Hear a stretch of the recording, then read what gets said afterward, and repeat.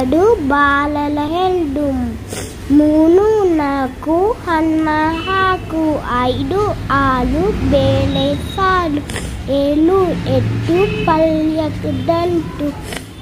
ಏಳು ಒಂಬತ್ತು ಹತ್ತು ಒಂಬತ್ತು ಹತ್ತು ಈಗಿಟ್ಟು ಎಲೆ ಮುದಿರೆತ್ತು ಎಲೆಮುಲ್ ಹೆಟ್ಟು ಒಂದಿನ ಹಟ್ಟು ಈಗಿಟ್ಟು ಊಟದ ಹಾಕಿ ಮುಡಿಗಿಂಟು ಊಟದ ಆಟವು ಮುಗಿದಿತ್ತು ತೆಲಗೆ